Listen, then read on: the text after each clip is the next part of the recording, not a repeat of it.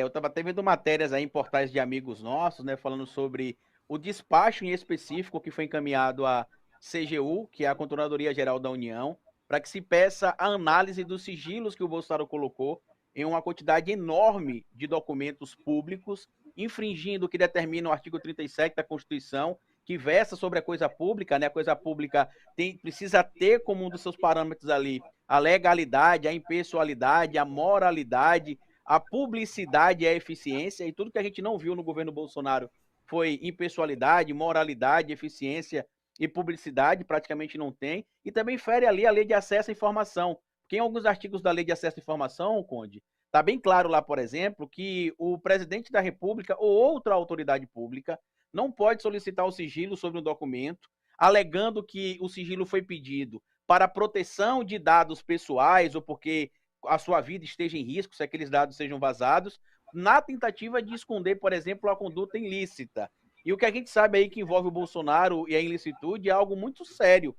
E acho que quando o Lula assinou ontem aquele despacho pedindo que a CGU tenha um prazo aí de 30 dias para saber o que pode ser mantido em sigilo e o que não pode, segundo pessoas próximas ali compartilharam, até nesses sites de amigos nossos aqui nas redes, o Bolsonaro está preocupado. Porque imagina aí, por exemplo, Conde, que o documento talvez mais importante que a gente possa ter acesso nesse momento do Bolsonaro seria o seu cartão de vacinação e que ali ficasse comprovado que ele tomou a vacina e que toda a sua conduta durante a pandemia da Covid-19, além de já ter sido criminosa, como a gente já imagina que tenha sido, e a gente presenciou todos esses crimes cometidos pelo Bolsonaro, vem à tona, por exemplo, também que ele cometeu um crime de forma deliberada, de que o vírus matava e que ele sabia que o vírus matava, tanto que teria tomado supostamente a vacina, e que mesmo assim continuou propagando a informação falsa, infringindo o artigo 267, 268 do Código Penal e agindo como se nada tivesse acontecendo, como ele mesmo falava, buscou sempre o melhor caminho para a nação. Imagina o cartão de vacinação do Bolsonaro se tornando público e a gente vê lá, Conde, que ele toma essas 2 doses da vacina.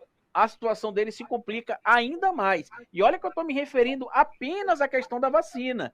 Porque se a gente for para a questão que envolve os filhos, aquele esquema também que envolveram os pastores, amigos do Milton Ribeiro também, que segundo o próprio Milton Ribeiro, ele fazia as coisas ali de acordo com o que o pastor Gilmar queria, a pedido do próprio Bolsonaro, então isso vai se complicar com o passar das semanas aí. A gente tem 30 dias no máximo para saber, né? Que é o prazo máximo aí que o Lula deu para a CGU. E eu achei o Lula muito cuidadoso em mandar para a CGU essa questão dos sigilos, em vez de ir já retirando os sigilos de uma vez. Quer dizer, ele vai dar uma oportunidade para a CGU se pronunciar. Ele está Acho que ele foi respeitando muito a cuidadoso. hierarquia da coisa pública, né? Que a gente não viu no governo Sim. Bolsonaro, por exemplo. Agora, o que você achou do Lula dizer em vários momentos, ali, pelo menos 2 momentos, ele disse que, bom, governo novo não tem vingança, não tem ódio, mas nós queremos a responsabilização por tudo aquilo que foi feito de ruim e de ilegal para o Brasil.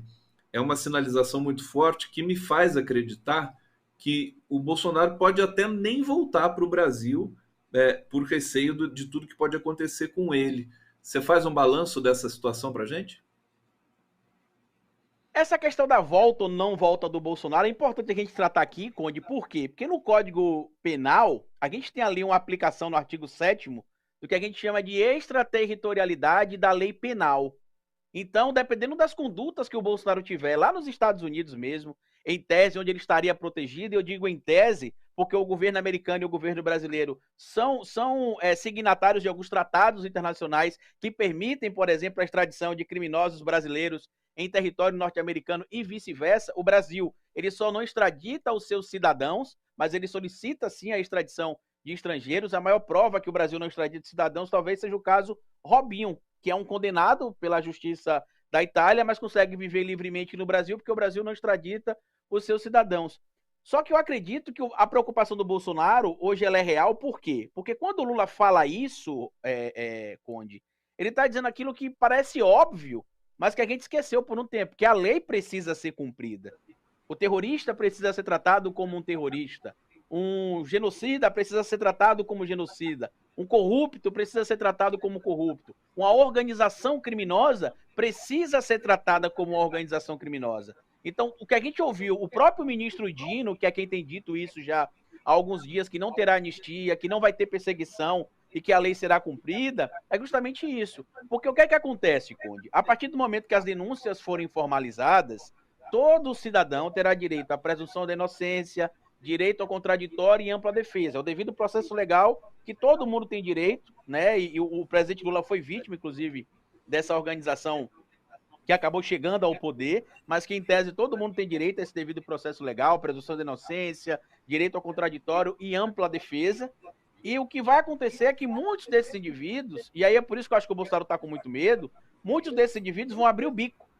Porque imagina, por exemplo, Conde, eu tenho uma tese que eu acho que até já comentei com vocês aqui na TVT, eu tenho uma tese que o Valdemar Costa Neto, ele estava fazendo tudo que o Bolsonaro queria, porque é muito provável que o Bolsonaro tenha recebido doação irregular através de orçamento secreto e que essas doações teriam passado parte por dentro do PL e parte por fora, porque se você lembrar, o Bolsonaro foi campeão de doações nessa eleição, ele ganhou, se eu não me engano, 95 milhões de reais em doações, e muitos desses empresários, inclusive, foram empresários que foram beneficiados com valores encaminhados pelo orçamento secreto. Eu imagino você que o Valdemar Costa Neto, por exemplo, seja preso por algum motivo, né? Pela aquela questão dos crimes contra a democracia e a urna eletrônica, por litigar de má fé contra o Estado Democrático de Direito brasileiro. E aí o ministro Alexandre de Moraes aceite, por exemplo, uma homologação feita ali pelo Ministério Público, seja lá por quem for que possa ouvir o Valdemar Costa Neto,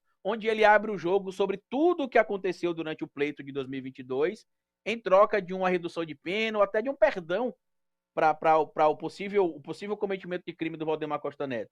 Então, tudo isso o Bolsonaro está preocupado. Por quê, Conde? Normalmente, quando você vê pessoas envolvidas nesses escândalos de corrupção e de bandidagem, né, que o Bolsonaro está envolvido até o pescoço, você não vê tantas digitais.